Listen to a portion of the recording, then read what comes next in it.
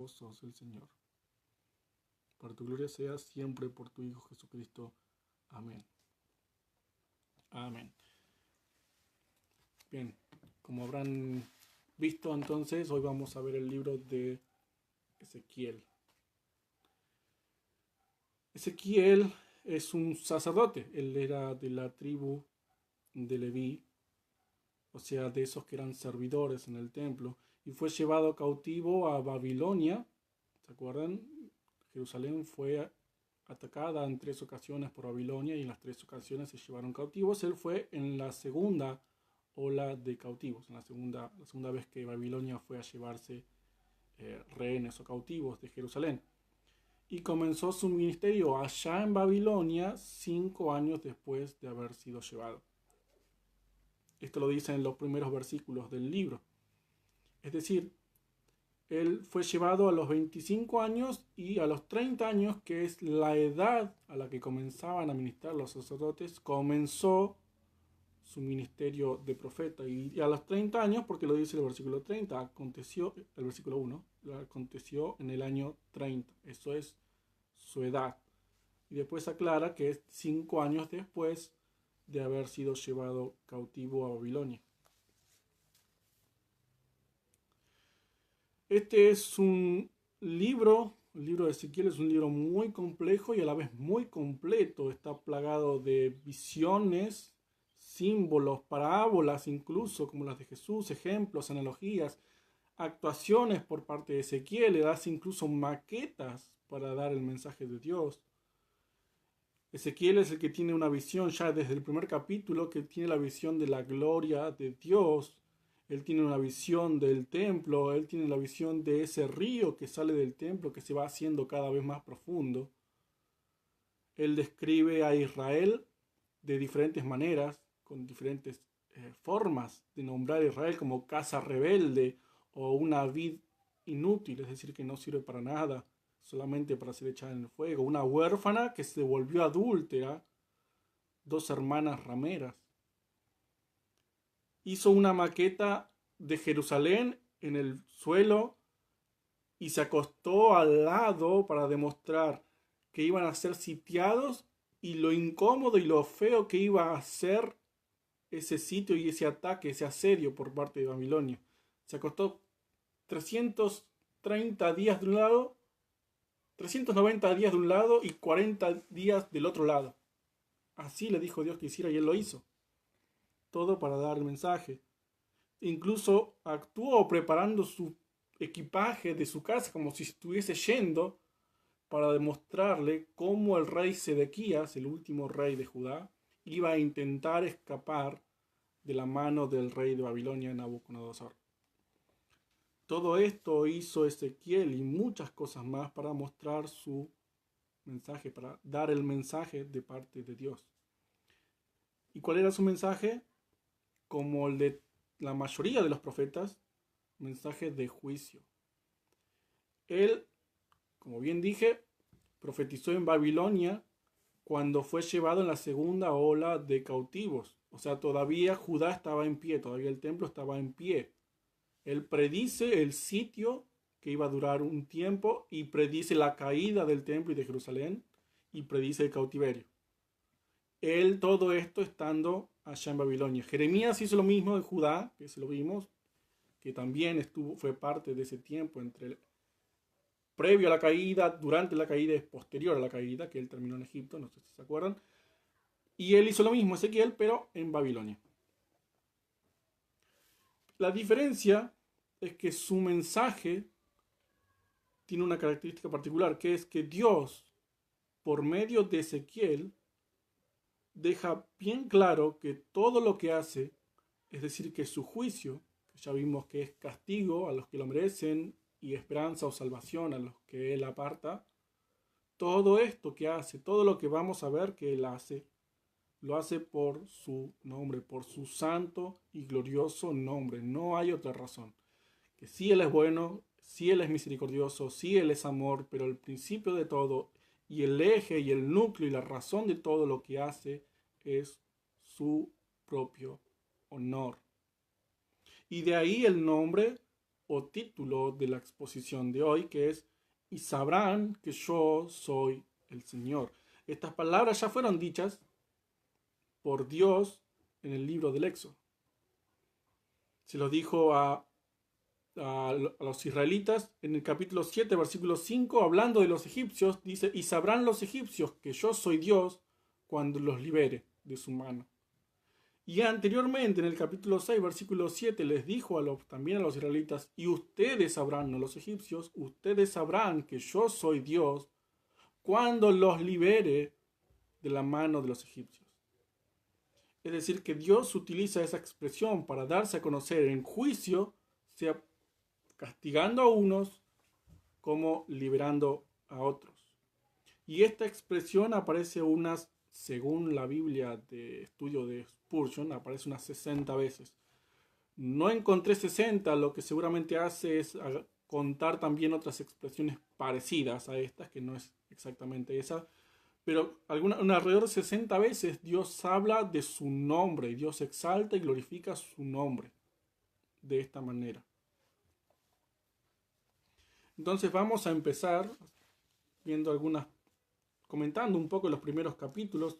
En el primer capítulo, ya empieza el primer capítulo con una visión. Es más, el versículo 1 dice que él estaba junto al río Quebar, allá en Babilonia, y los cielos abrieron y vi visiones de Dios. Así es el libro de Ezequiel. Visiones, símbolos, es muy parecido incluso al libro de Apocalipsis.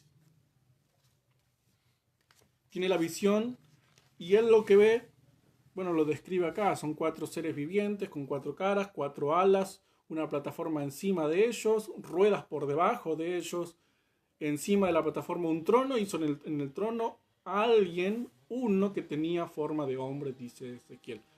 Lo que él vio es a Dios sentado en el trono, la gloria misma de Dios. Él pudo verlo, pudo ver una manifestación gloriosa de Dios donde él estaba. En el capítulo 2, ese hombre que está en el trono lo llama a Ezequiel para ser profeta de Judá, del pueblo suyo. Y en el capítulo 3 continúa hablando del llamamiento, pero lo termina equipando, le termina dando su espíritu para que pueda cumplir con ese trabajo que le estaba dando. Y el trabajo era específicamente el de ser atalaya. Capítulo 3, versículos 16 al 21 lo dice, lo pone Dios a Ezequiel como atalaya. ¿Esto qué es? El que está en una torre esperando o vigilando para que cuando venga el peligro, gritar, tocar la trompeta, avisar para que todos se preparen. Y él tenía que hacer eso. Viene el peligro, prepárense. Ese era su trabajo. Si lo escuchaban, se apartaban de su pecado y eran vivos, quedaban vivos. Si no lo escuchaban, él ya cumplió su trabajo. Y un detalle curioso es que Dios les dijo que no lo iban a escuchar. Y varias veces les dice Dios que ellos no lo escuchan. Es más, en un momento les dicen, te escuchan, pero te toman como si fueses un cantante de música sensual y les gusta tu voz y les gusta tu música, pero no escuchan tu mensaje. Así era el pueblo de Israel. Y eso sabía Ezequiel cuando empezó su ministerio, que no lo iban a escuchar. De todos modos, él tuvo que hacer todo lo que hizo porque así le mandó Dios a hacer.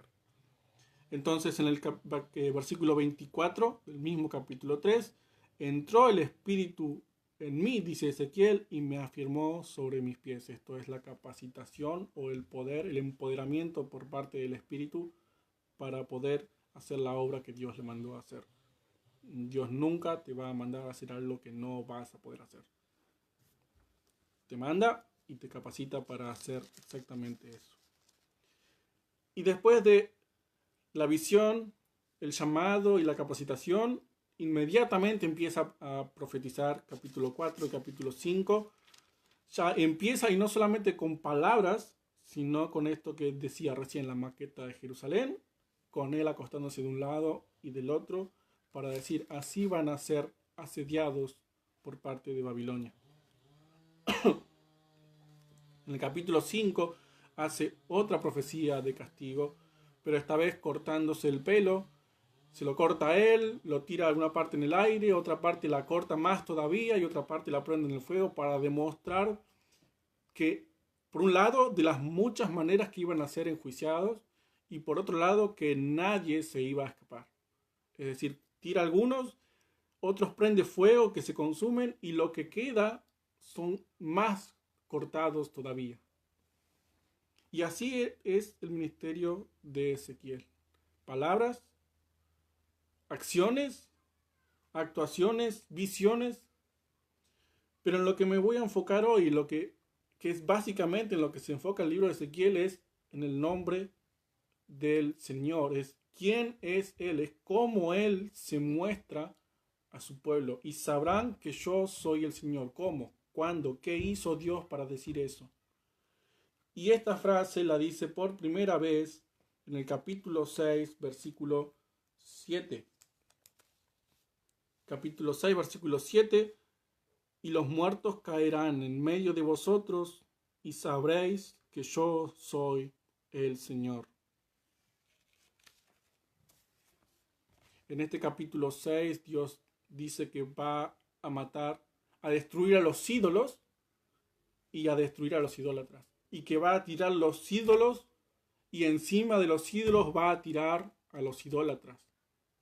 Entonces se está diciendo que van a reconocer que yo soy Dios cuando esto ocurra, cuando destruya sus ídolos y a los idólatras. Y esto recuerda lo que profetizó Isaías en el capítulo 57, versículo 13, que Dios, por medio de Isaías, profetizaba el juicio y había llegado el punto en el que ya él decía no los voy a escuchar y les decía cuando llegue el momento del juicio y ustedes clamen por ayuda, que te liberen tus ídolos, que te libren tus ídolos del castigo. Y acá en este capítulo 6, Dios se está mostrando a sí mismo destruyendo a esos ídolos que son inútiles, como también lo dice Isaías en el capítulo 45.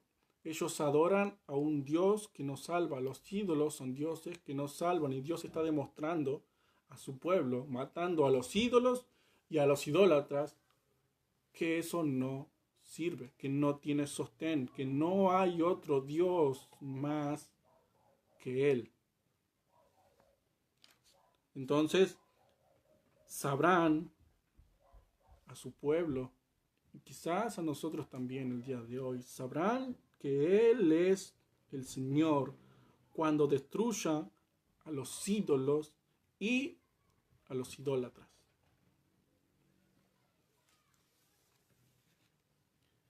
Capítulo 7, versículo 9, vuelve a decirlo.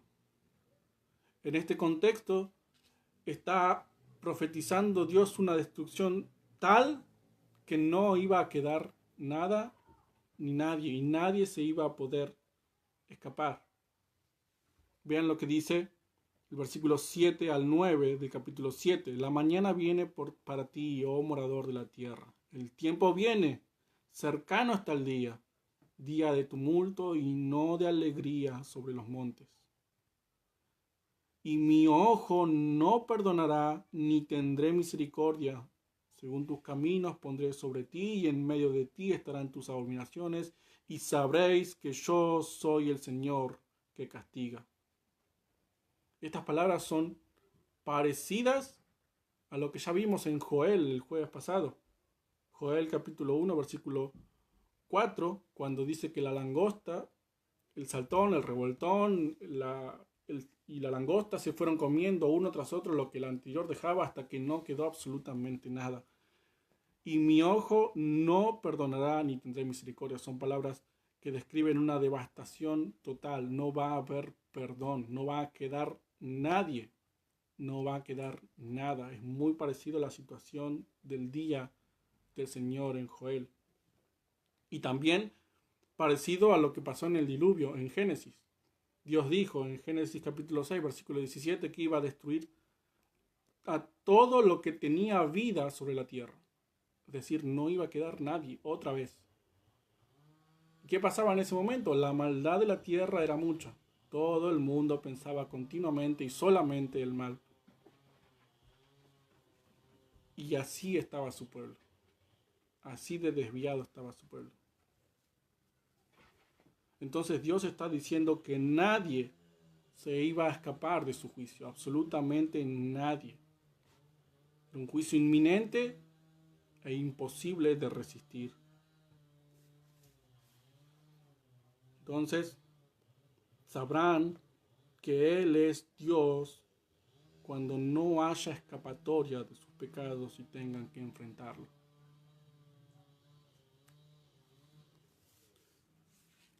Capítulo 12, versículo 25.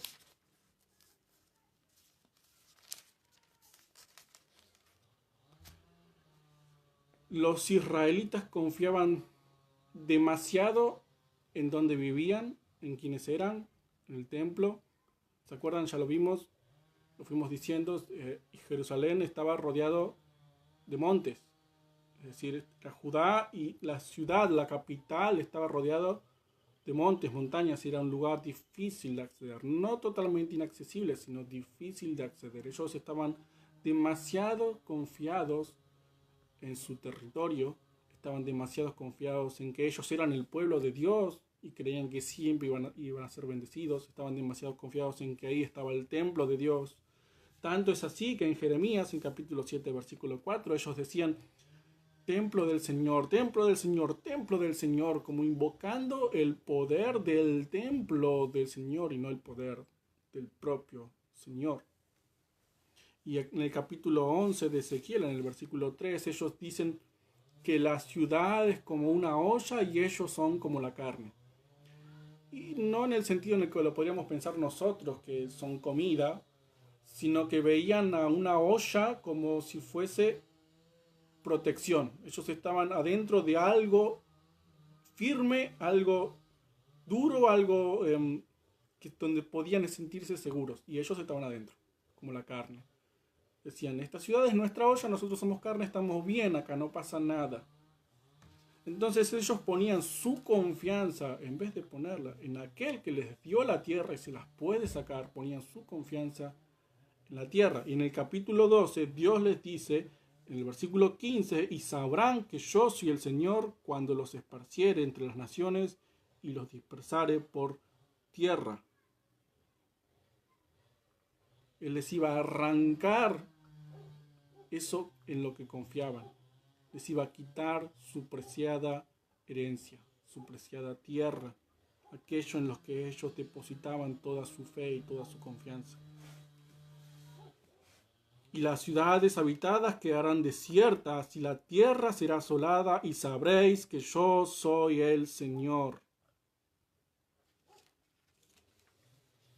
Y sucede lo que dice en Job capítulo 15, versículo 31, y lo leemos. Job 15, 31.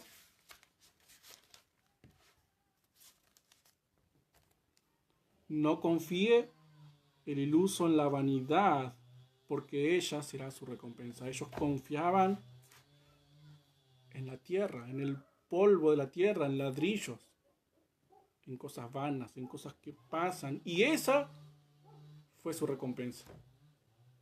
No el Señor, no el tesoro. El tesoro para ellos era su tierra. Y Dios se las arrebató, se las quitó. Por lo tanto, supieron, y quizás nosotros sepamos, que Él es el Señor cuando les quite aquello en lo que ponen su confianza.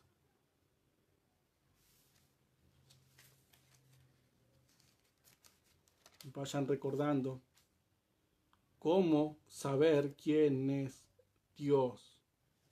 Capítulo 13, versículo 14 y 21, versículo 23, también vuelve a decirlo. En este caso, Dios juzga a los falsos profetas de Israel. No sé si se acordarán que esto también lo dije.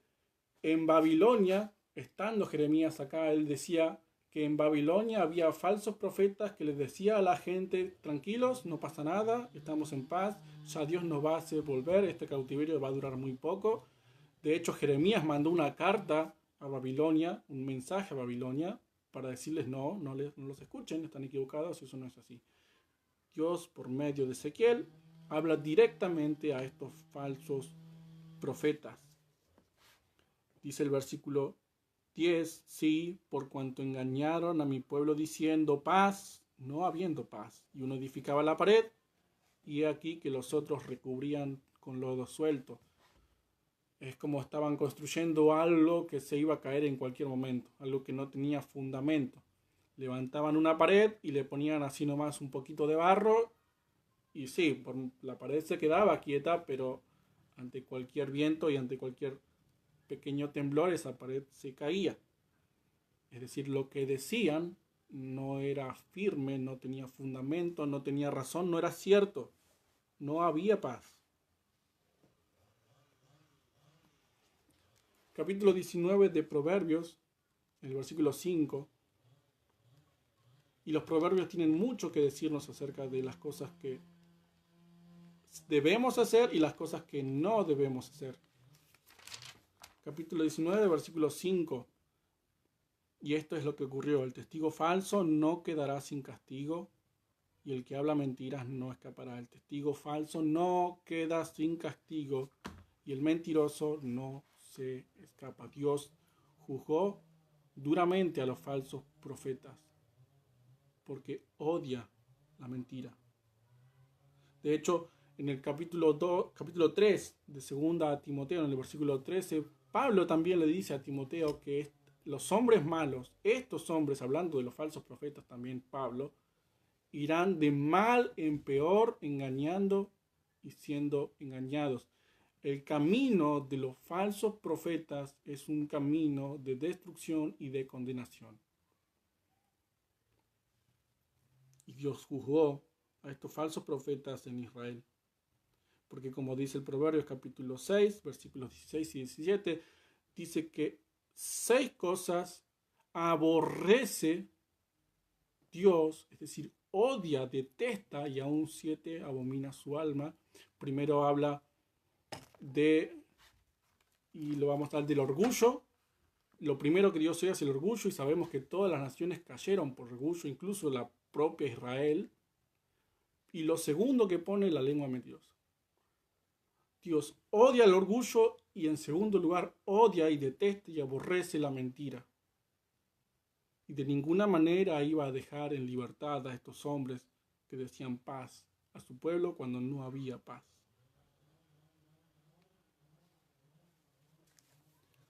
Entonces ellos supieron, el pueblo de Israel supieron, y nosotros pasamos por una situación parecida con falsos profetas, y ellos supieron, y cualquiera puede saber que Él es el Señor cuando termine con la mentira y acabe con los mentirosos.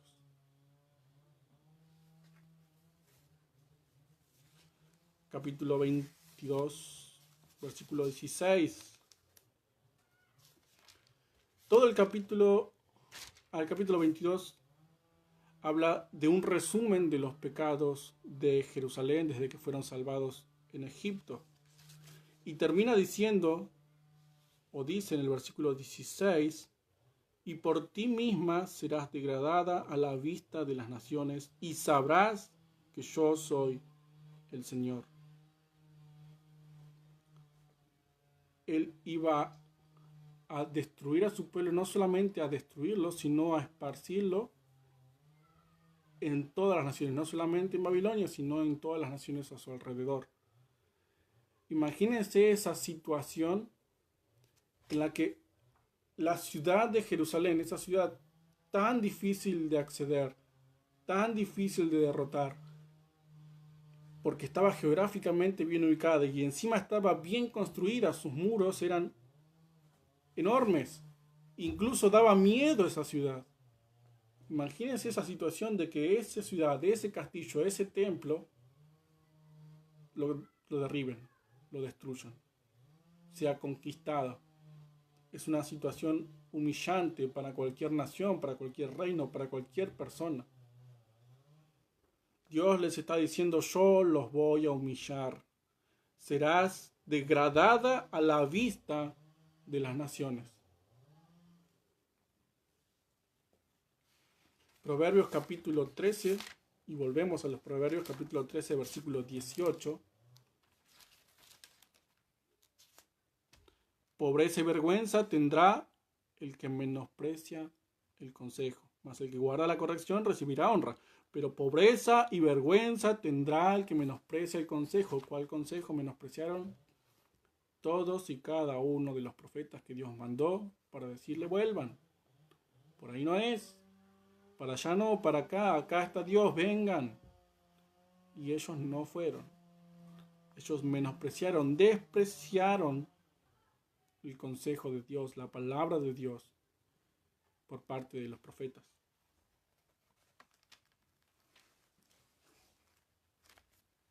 Ven que muchos proverbios se cumplen.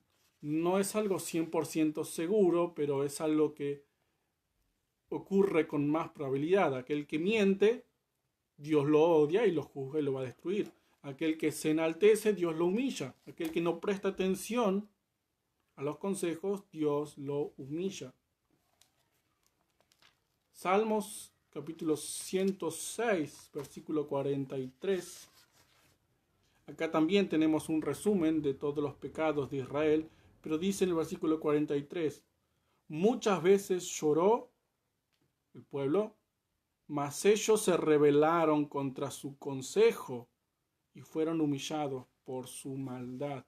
Otra vez tenemos lo mismo, la humillación ocurre cuando haces oídos sordos al consejo de Dios, a la advertencia de Dios de que se acerca el juicio. Cuanto más se te advierte y menos escuchás, más fuerte y terrible es el juicio. Lucas en el capítulo 14, versículo 11, en palabras del Señor, dice que aquel que se enaltece será humillado. El que se humilla será enaltecido, pero el que se enaltece será humillado. Y esta ciudad, por lo que vimos recién, confiaban en su tierra, confiaban en su templo, confiaban en quienes eran ellos. Incluso tenían riquezas, tenían paz en un momento, estaban soberbios, había injusticia. Estaban en una situación peligrosa en cuanto al enaltecimiento, al enorgullecimiento propio. Y Dios iba a humillar a su pueblo. Dios humilló a su pueblo. Por lo tanto, sabrán que Él es Dios cuando los humille y los avergüence como nunca antes les pasó en la vida.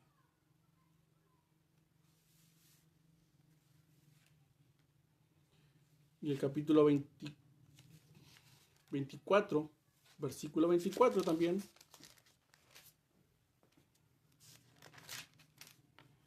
Acá Dios manda hacer algo extraño a Ezequiel. Le saca a su esposa, es decir, su esposa muere, y manda a Ezequiel a que no llore, a que no haga ningún ritual ni ceremonia que tenga que ver con el luto, que no haga absolutamente nada, sino que continúe su vida como si nada hubiese pasado. Muere la esposa de Ezequiel, él se lo comenta al pueblo y empieza a vivir su vida normal. Y el pueblo se sorprende y dice, ¿qué está pasando acá? ¿Nos vas a contar qué es lo que pasa? ¿Por qué estás haciendo esto? Y el versículo 24 dice, Ezequiel pues os será por señal. Según todas las cosas que hizo, haréis. Cuando esto ocurra, entonces sabréis que yo soy el Señor. Ezequiel no pudo, podríamos decir, despedir a su esposa, no pudo llorar a su esposa. Y era la señal, es decir, lo mismo que iba a ocurrir con el pueblo cuando Dios los juzgue. Las muertes, el juicio, la catástrofe iba a llegar de manera tan repentina y tan rápida que no iban a tener tiempo ni siquiera de que se les caiga una lágrima. Así de severo iba a ser el juicio de Dios sobre su pueblo.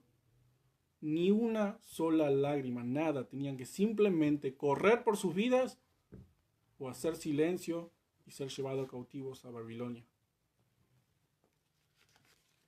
Y esa era la señal. Y cuando eso ocurra, dice, cuando esto pase, esto que les estoy diciendo pase, ahí van a saber que yo soy el Señor. Él cumple lo que dice, tal cual lo dice, al pie de la letra. Y lo vamos a ver en el capítulo 26 de Levítico.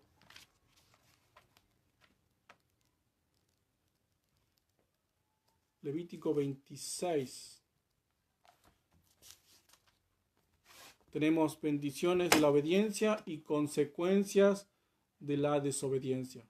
A partir del 14 empiezan las consecuencias y dice: pero si no oyereis si no me oyereis, ni hiciereis todos estos mis mandamientos, y si desdeñareis mis decretos y vuestra alma menospreciare mis estatutos, no ejecutando todos mis mandamientos e invalidando mi pacto, yo también haré con vosotros esto. Y describe una serie de consecuencias que son muchas más que las bendiciones que fueron nombradas. Y vamos a leer algunos, como el versículo 19: quebrantaré la soberbia de vuestro orgullo y haré vuestro cielo como hierro y vuestra tierra como bronce. Él los humillaba porque les advirtió: si no me obedecen, yo voy a quebrantar su soberbia.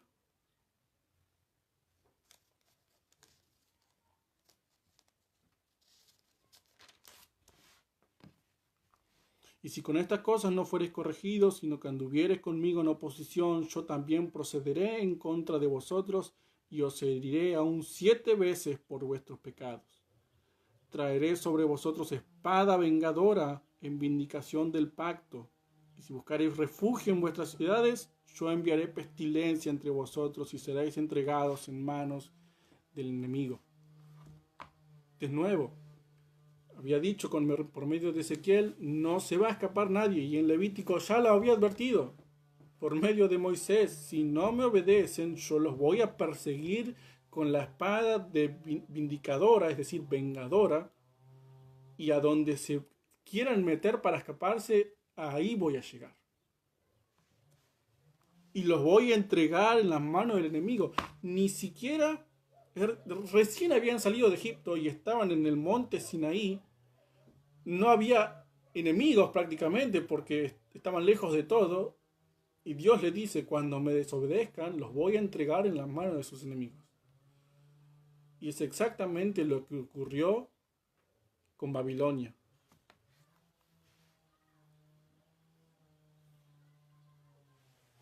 Destruiré vuestros lugares altos y derribaré vuestras imágenes y pondré vuestros cuerpos muertos sobre los cuerpos muertos de vuestros ídolos, y mi alma os abominará. Absolutamente todo fue predicho por parte de Dios. Todo lo que ocurrió, lo que dijo él, que podía llegar a ocurrir, todo ocurrió.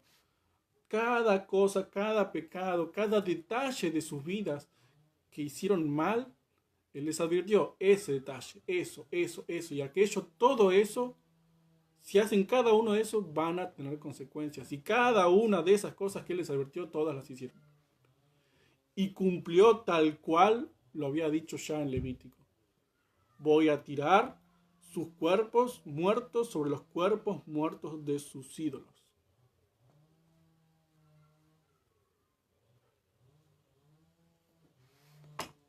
Y podríamos seguir leyendo varios capítulos, versículos más, y ver que todo ocurrió tal como Dios se los había advertido. Hacen esto, hay consecuencias. Esto, consecuencias. Hicieron absolutamente todo lo que traía consecuencias. Y nos deja claro que Dios cumple lo que dice y además advierte incluso en detalle. Es decir, no te da, ni siquiera te da la responsabilidad de ponerte a pensar si esto sí o esto no. Te dice: esto no. Y te lo advierte, y te lo advierte, y te lo advierte. ¿Qué les dijo? Sabrán que yo soy el Señor cuando las advertencias se hagan realidad. Y eso es preferible que no ocurra. Ahora vamos a ver la otra forma en la que Dios se manifiesta, en la que Dios se da a conocer. Estos fueron relacionados al castigo y relacionados a lo que dice Éxodo 7:5. Sabrán los egipcios que yo soy el Señor cuando los libere a ustedes y a ellos los destruya.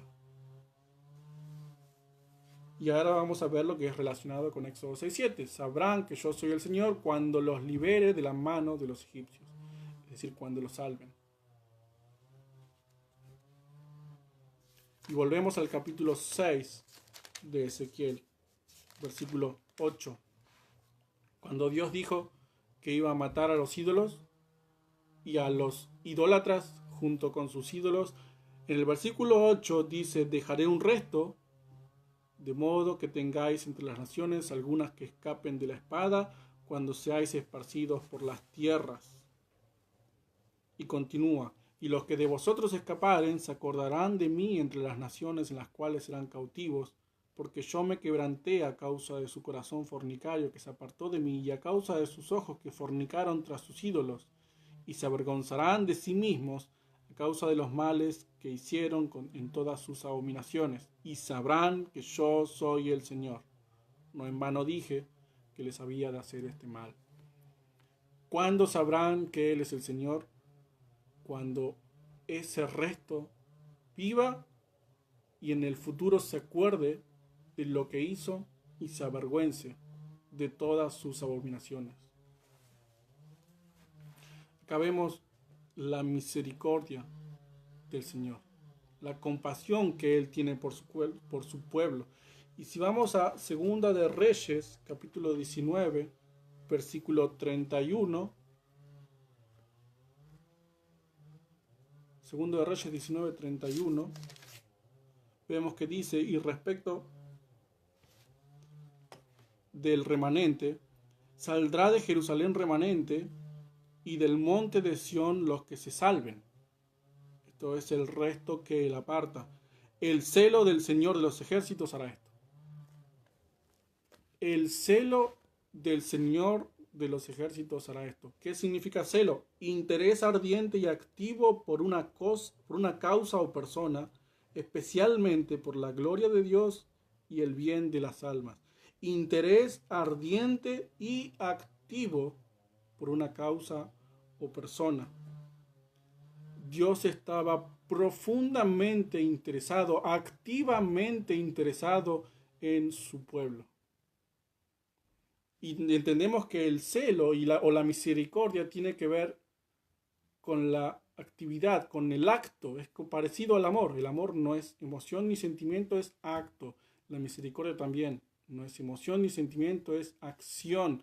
Y Dios estaba activamente interesado y profundamente interesado en su pueblo, por lo que mantuvo un resto de su pueblo para no destruirlo del todo.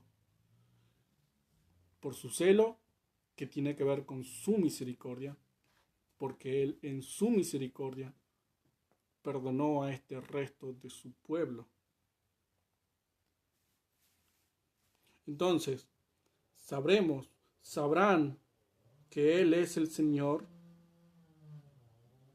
porque sus misericordias se renuevan cada día, cuando abras tus ojos cada mañana.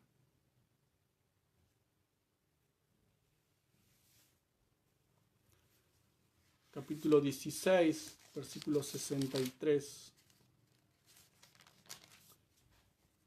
Esto es una parte, es como sorprendente o asombrosa, se podría decir, porque durante todo el capítulo 16 Dios está acusando a su pueblo de infiel, de adúltero. Está diciendo: yo era su esposo y ustedes me fueron infiel. Yo los encontré tirados en el piso sin nada, lastimados, y los curé y los vestí y los adorné, y ustedes me fueron infieles. Todo el capítulo 16 es de juicio.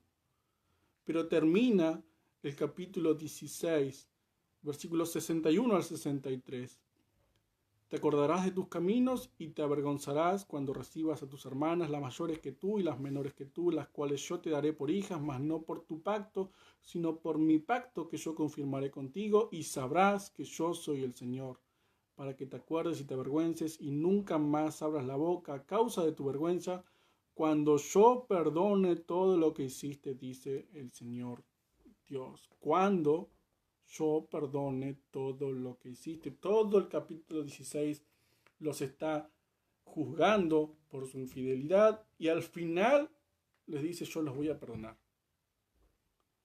Todo un capítulo entero de juicio y los últimos 4 versículos: yo los voy a perdonar, voy a confirmar mi pacto con ustedes, no el de ustedes conmigo, sino el mío con ustedes, y los voy a perdonar. Y este perdón de la infidelidad lo vemos reflejado en todo el libro de Oseas. ¿Se acuerdan que él fue mandado a casarse con una mujer adúltera, con una fornicaria? La mujer se le fue y se fue a vivir, lo dejó, y él, por mandato de Dios, la tuvo que ir y perdonar. Él le dijo: andá y perdonala. Y eso era en representación exactamente del capítulo 16 de Ezequiel. Toda la infidelidad de la casa de Israel, y después va Dios por su propio pacto, por su propia palabra, porque Él es fiel, va y lo perdona. Si leemos el Salmo 89, versículo 10,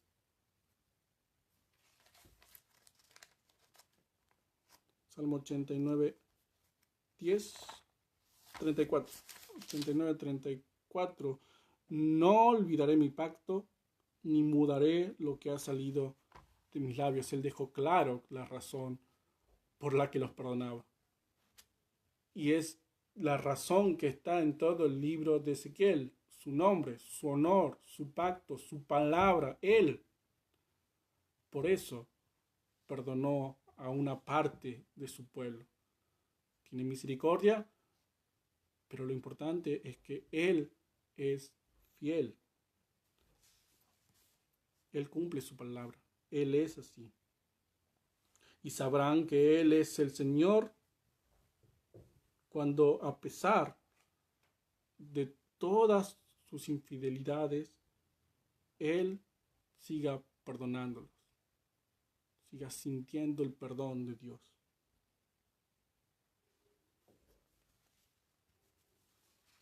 Avanzamos al capítulo 20, versículo 38.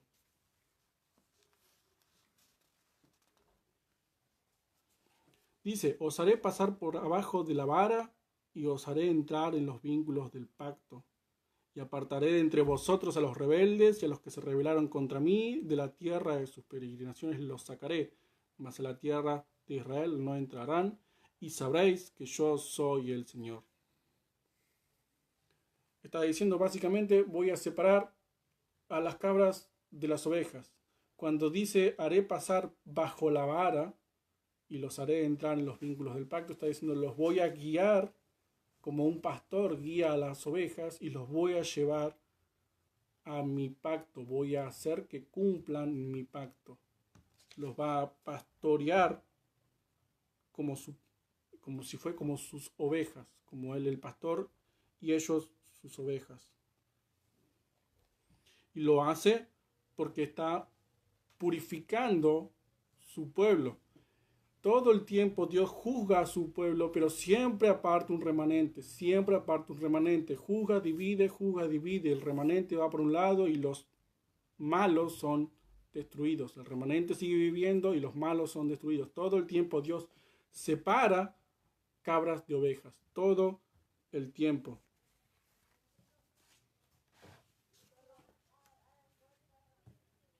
Mateo capítulo 7, versículo 14.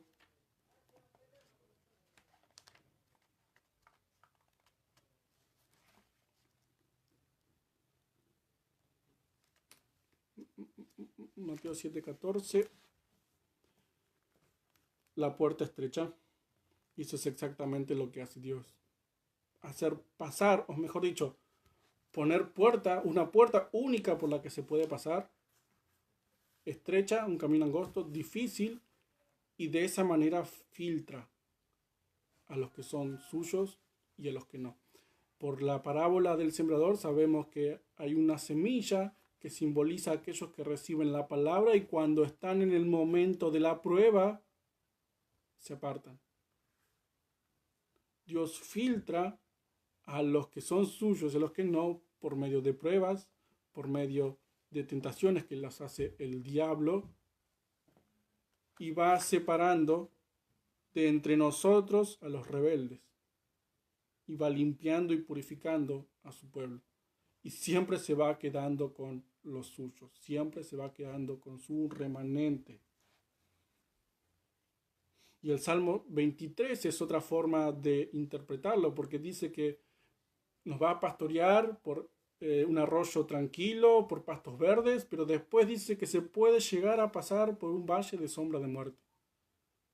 Entonces que nos hace pasar bajo la vara y nos hace entrar al vínculo del pacto y de aparta de nosotros los rebeldes, nos lleva, ¿sí?, por lugares verdes, pero a veces pasamos por valle de sombra de muerte y en ese valle es donde se quedan aquellos que son los rebeldes. Quizás algunos no quieran entrar en ese valle por miedo, quizás alguno se vuelva atrás mientras está en el medio por miedo, quizás no pueda, no aguante, se quede quieto y se paralice, y de esa manera Dios aparta las cabras de las ovejas y así va limpiando su pueblo. Y es lo que dijo que iba a hacer con Israel.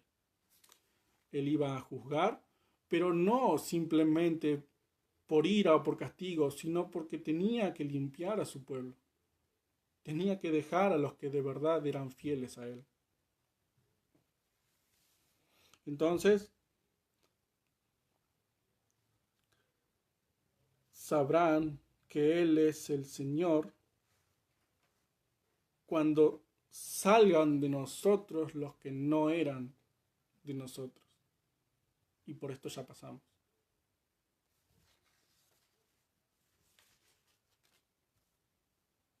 Capítulo 34, versículo 27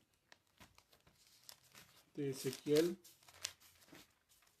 34, 27.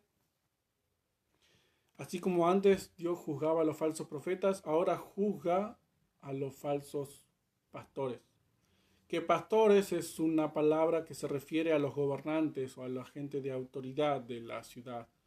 Es una forma de referirse a ellos. Es decir, está juzgando a los reyes o a los jueces o a los sacerdotes, a todos aquellos que guían al pueblo en una dirección. Esos son los pastores en Israel. Y por supuesto, estos pastores, estos líderes guiaban al pueblo hacia la idolatría, hacia la inmoralidad, hacia el pecado. Y dice Dios en el versículo 27 del capítulo 34, y el árbol del campo dará su fruto, y la tierra dará su fruto, y estarán sobre su tierra con seguridad, y sabrán que yo soy el Señor cuando rompa las coyundas de su yugo y los libre de mano de los que se sirven de ellos. Dios iba a libertar a su pueblo de estos falsos pastores, de estos falsos líderes. Y les daba la forma en lo que iba a hacer en el versículo 23. Cómo iba Dios a liberar a su pueblo y cómo lo hace hoy. Y levantaré sobre ellas un pastor y él las apacentará. A mi siervo David, él las apacentará y él les será por pastor. David, por supuesto, no era el que estaba muerto, sino el descendiente de David, que es el Señor Jesucristo. Él las apacentará y él será el pastor. Dios está prometiendo acá el mejor pastor, un buen pastor que las guiara hacia la tierra de verdad y de vida. Y esto lo vemos en todo el capítulo 10 de Juan, a partir del versículo 11. Juan 10, 11 al 17.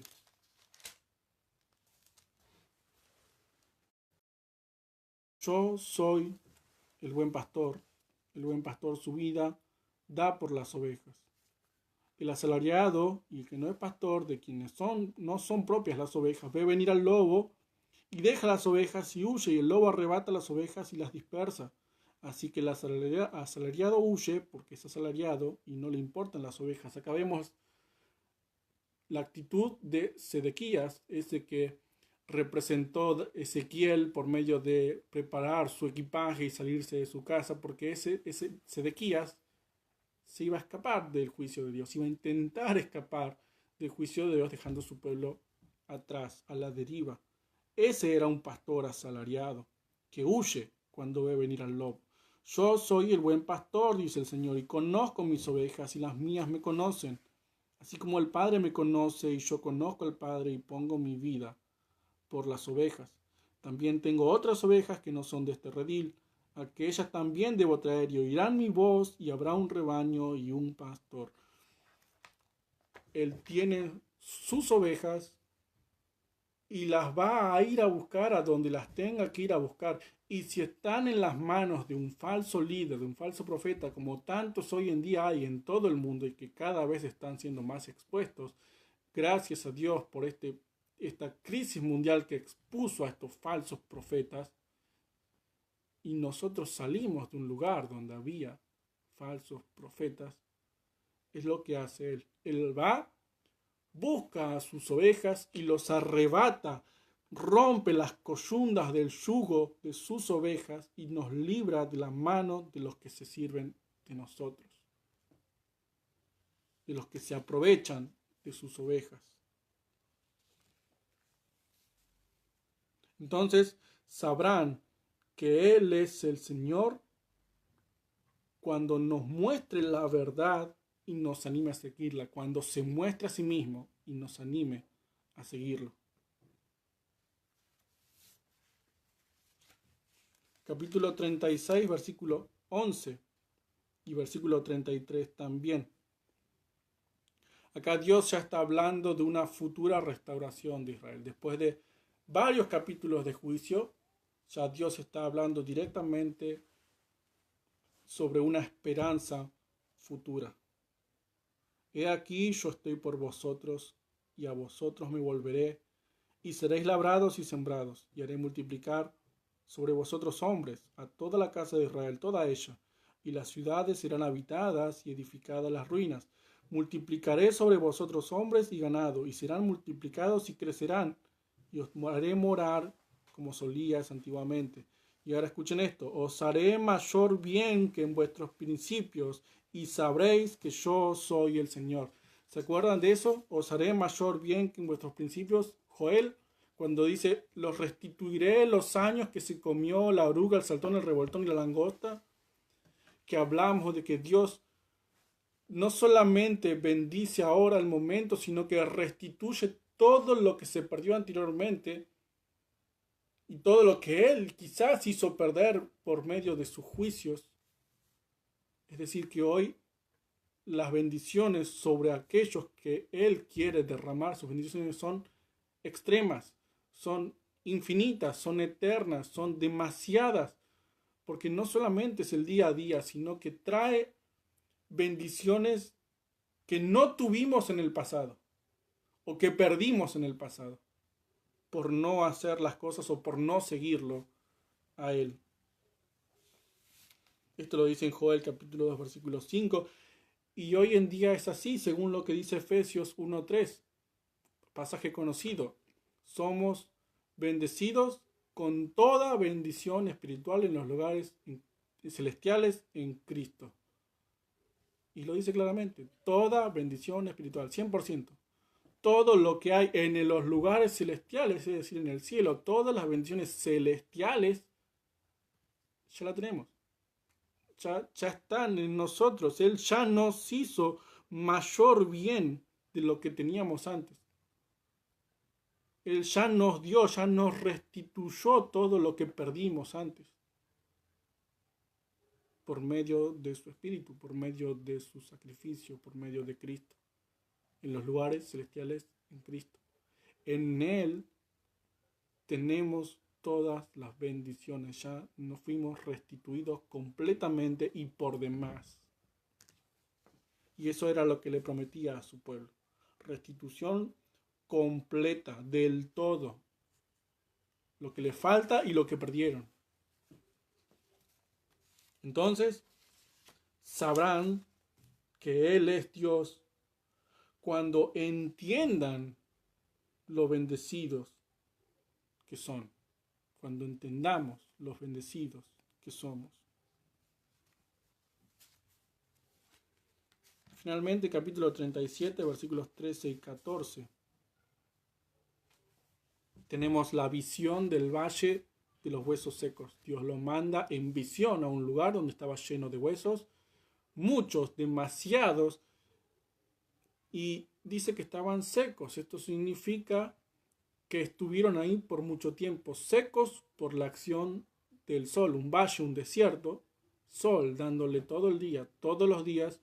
Ya estaba muy maltrecho el hueso, se estaba secando, estaba achicándose, o sea, no estaba descomponiéndose, sino que estaba seco, como casi haciéndose polvo. Y ahí lo manda Dios a profetizar a estos huesos que vivan. Y los huesos vivieron, les creció tendón, les creció carne, les creció músculos, piel, y después profetizó vida, que venga el Espíritu. Y el Espíritu vino y le dio vida a todos estos huesos que estaban secos. Y sabréis que yo soy el Señor, dice el versículo 7, cuando abra vuestros sepulcros y os saque de vuestras sepulturas, pueblo mío. Y pondré mi espíritu en vosotros y viviréis, y os haré reposar sobre vuestra tierra. Y sabréis que yo el Señor hablé y lo hice, dice el Señor. Y esto es algo muy conocido para nosotros. Ya lo vimos cuando vimos las doctrinas de la gracia, depravación total, estábamos muertos. Ese valle de huesos secos, en ese valle de huesos secos estábamos nosotros. Esos huesos secos éramos nosotros, muertos, muertos en nuestros delitos y pecados, es decir, por nuestra culpa.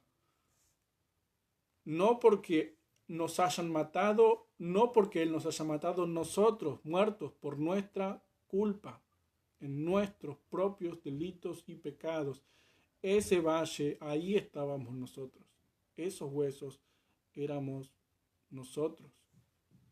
Y Él nos hizo pasar de muerte a vida en Cristo, siempre en Él. Nos hizo pasar de muerte a vida. Él abrió nuestro sepulcro y nos sacó de la sepultura y puso su espíritu en nosotros, y hoy estamos vivos por su gracia, por su misericordia, por su compasión, por su celo, por su profundo interés en sus escogidos. Él convierte y Él da vida. Y entonces sabrás que Él es Dios cuando te conviertas. Cuando te conviertas y vivas, vas a saber quién es Dios. Ahora tenemos la expresión utilizada para castigo y la expresión utilizada para bendición. Y parecen, o mejor dicho, son dos cosas opuestas. ¿Cómo unimos el castigo y la bendición? Porque parecieran que son incluso dos dioses diferentes, y van a saber que yo soy Dios cuando los destruya y los castigue. Y después dice, y van a saber que yo soy Dios cuando los perdone y les dé vida. Es decir, el mismo Dios es el que castiga y mata, y el mismo Dios es el que bendice y da vida. ¿Cómo unimos esto? En el mismo capítulo 36, versículo 21, esta es la clave, y es incluso la clave de Ezequiel. Cuenta el capítulo 36, en los versículos anteriores, del 17 al 20, que Israel fue rebelde, que él los tuvo que dispersar, pero dice el versículo 21, he tenido dolor al ver mi santo nombre profanado por la casa de Israel entre las naciones a donde fueron. Y eso es todo. Esa es la razón. Él te castiga, Él te humilla, como humilló a su pueblo. Porque eso hace que su nombre sea mancillado, porque claro, el pueblo de Dios siendo destruido, pasando vergüenza, el que pasa vergüenza es el propio Dios. ¿Cuántas veces vimos a hombres de Dios, sobre todo a Moisés, orando a Dios, intercediendo por el pueblo, diciendo: ¿vas a dejar que el mundo, que las naciones digan que vos sos un Dios que nos salva, que vos no podés salvar a tu pueblo? ¿Vas a dejar que tu nombre sea mancillado? Ellos lo entendían. Es su nombre. Y es por su nombre que Él castiga, y es por su nombre que Él perdona, y es por su nombre que Él da vida. Porque Él no puede dejar sin castigo al malo. De ninguna manera Él toma por inocente al culpable. Y Él no puede ser infiel o romper el pacto o la promesa que le dio a Abraham y a todos sus descendientes. Por su nombre. Por su glorioso nombre.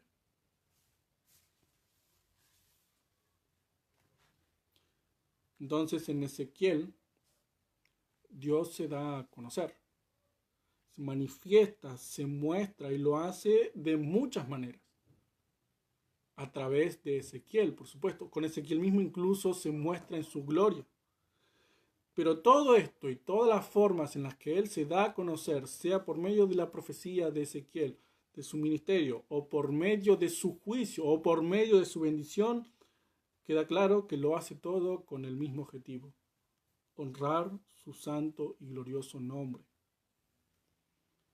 Y nos deja claro el libro de Ezequiel que todos van a conocerlo. Todos van a saber quién es Él. Porque incluso hay una sección dedicada a las naciones. Y a ellas también le dice: ustedes van a saber quién soy cuando los castigue. Todos lo van a conocer algún día. Absolutamente todos. Por las buenas o por las malas. Ahora, queda en cada uno de nosotros pensar: ¿lo conocemos? ¿Lo conoces? ¿Sabes quién es Él? ¿Ya lo sabes? ¿O lo vas a saber? ¿O sabrás que Él es Dios cuando estés delante de Él en el día del juicio final? Todavía hay tiempo.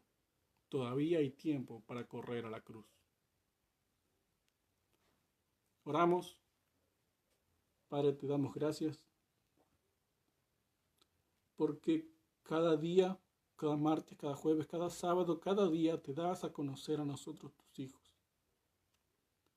con advertencias de juicio y de castigo, pero también con promesas, grandes promesas de bendiciones, bendiciones que ya tenemos, pero que no comprendemos todavía.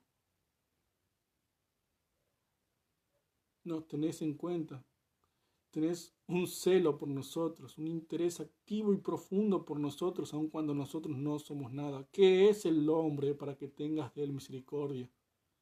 ¿Qué somos nosotros para que te acuerdes de nosotros?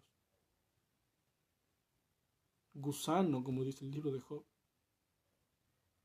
Y así todo nos estás mirando y nos estás escuchando, y estás atento a nuestras oraciones y atento a nuestras acciones y atento a nuestros pasos para hacernos pasar bajo la vara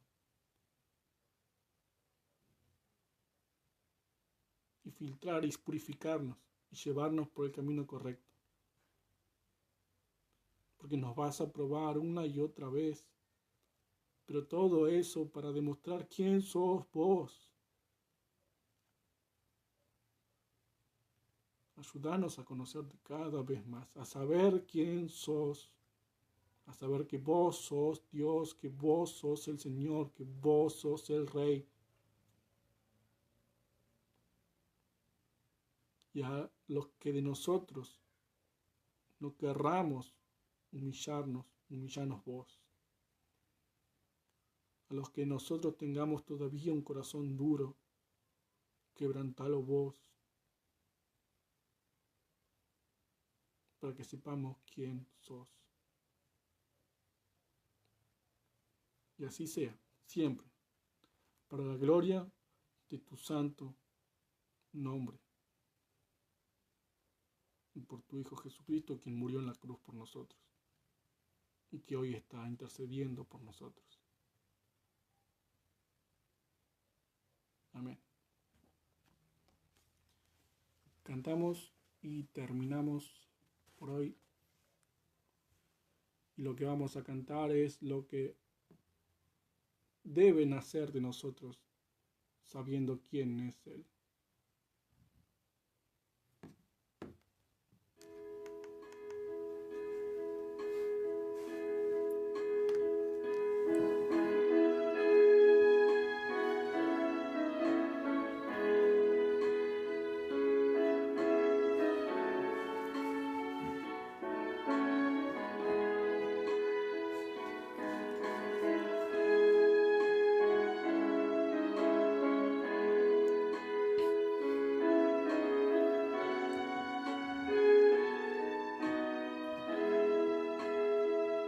Señor mi Dios, al contemplar los cielos, el firmamento y las estrellas mil, al oír tu voz en los potentes truenos y ver brillar el sol en su cenit. Mi corazón entona la canción, cuán grande es Él, cuán grande es Él.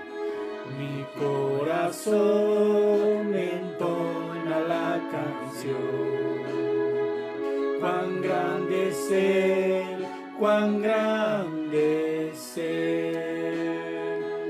Al recorrer los montes y los valles y ver las bellas flores al pasar, al escuchar el canto de las aves y el murmurar del claro manantial, mi corazón entona la canción, cuán grande es Él, cuán grande es Él. Mi corazón entona la canción, cuán grande es Él, cuán grande es Él. Cuando recuerdo del amor divino que desde el cielo al Salvador envió, aquel Jesús que por salvarme vino y en una cruz sufrió y por mí murió. Mi corazón entona la canción, cuán grande es Él, cuán grande es Él. Mi corazón entona la canción, cuán grande es Él, cuán grande es Él. Cuando el Señor me llame a su presencia, al dulce hogar, al cielo de esplendor, le adoraré cantando la grandeza de su poder y su infinito amor. Mi corazón